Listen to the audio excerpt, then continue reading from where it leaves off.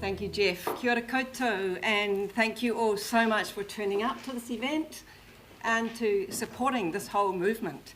This is what it's about. We've heard from Anne this morning about the amazing, extensive and inspirational work that's happening in North America.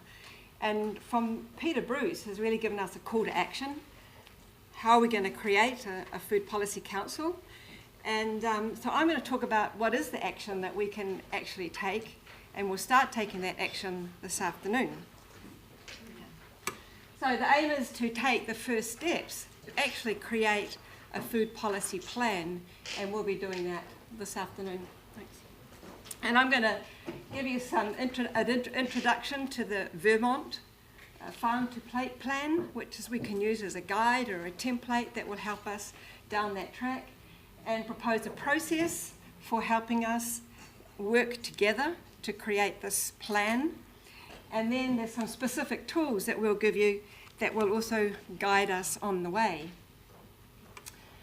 The first important thing, though, is that there's some principles behind this work that create the container that will enable us to really work together and to do this. And the first one is that this is a collaborative process. It's about co-creating this plan and this council. And it's the only way to do it. And Jeff Griggs will give us a lot more information this afternoon on collaboration and co-creation. The second one is that we actually need distributed leadership. We need leadership from people popping up all over this movement to be part of this process. And Peter talked a little bit about critical mass being important to make a movement actually happen. But what they say is actually critical connections are important. And that's where distributed leadership is going to be a really important feature of what we create here in Northland. And people like Anne Palmer, Professor Barbara coming along, and people from our community who are movers and shakers need to be part of this whole leadership of this movement.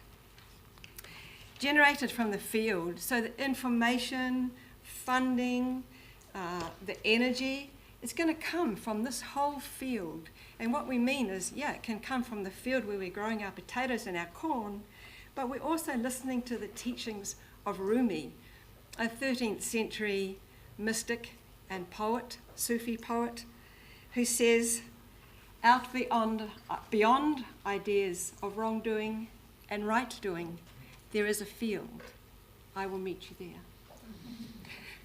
So this is the field of inspiration, of opportunity, of anything is possible. And we want to call all that from that field to what we're doing here in Northland. And so nothing is right or wrong initially. We want to create a long-term plan for Northland. It needs to be long-term in order to be effective. But it doesn't mean that we won't have short-term goals so that we can see our progress towards that vision and that plan. The long-term and the short-term goals all need to be measurable. It's really important that we can track how far down the track we are towards these goals, and also if we're actually on the right path, so we can make adjustments if necessary. Lastly, the information and funding is crowdsourced. This is a little logo from Wikipedia, which was crowdsourced. So this is a citizen movement. This is a movement of all of you. And so all of you and others who will participate in this process as we move ahead will be sourcing the information that we use to create this network and movement. Okay, here we go. So this is the Vermont Farm to Plate Strategic Plan. Here it is. This is a 10-year strategic plan, and there are 25 goals within it. And what they say is that these goals working together create a strong local food system. Strong meaning sustainable, resilient, healthy. Each of these goals contains an objective, strategies and actions, a database that supports it, and most importantly, a performance indicator that's measurable. Our plan will be different, of course, because it's going to be created by us for our region. But it's important to learn from those who've already been down the track and have had some years of experience.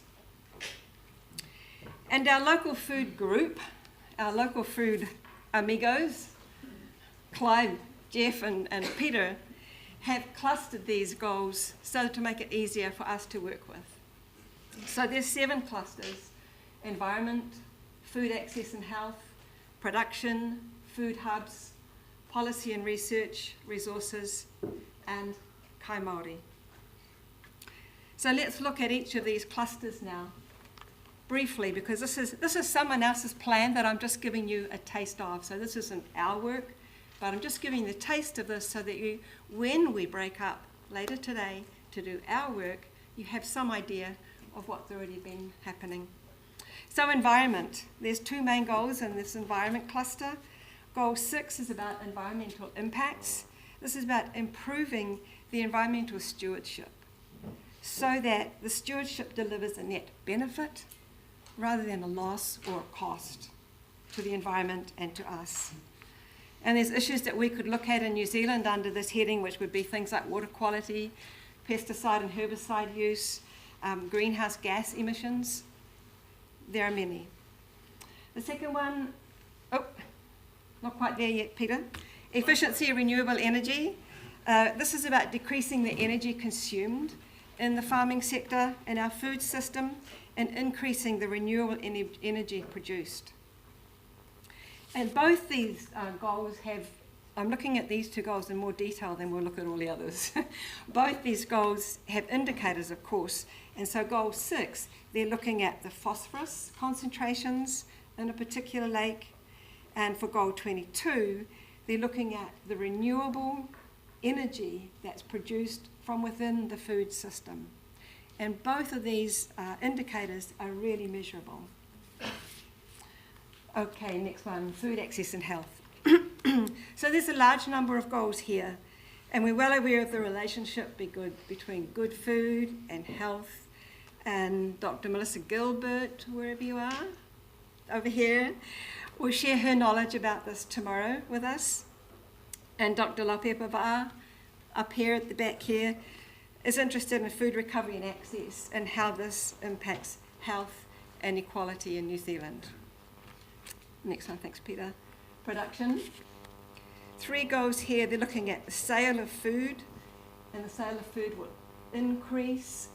And there's sorts of measurable targets here, like sale of local food will increase from 5% to 10%, and our consumption will increase in an equivalent way. The dairy industry will be a viable industry, and therefore it needs to meet other goals of environment, efficiency, energy, etc.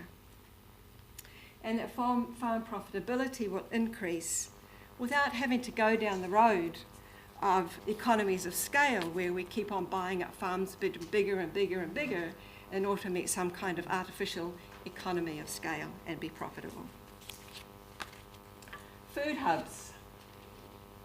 These goals are really about the infrastructure that we need for manufacturing, processing and distribution of our food within the region.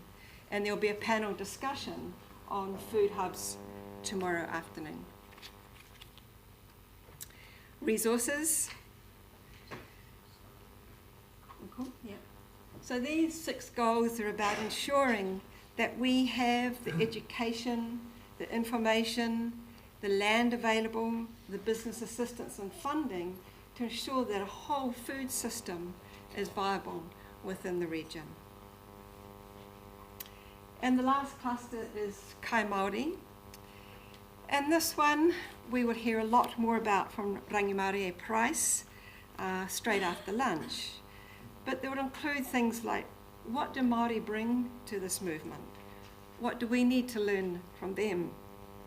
What specific research and policies, what might we need?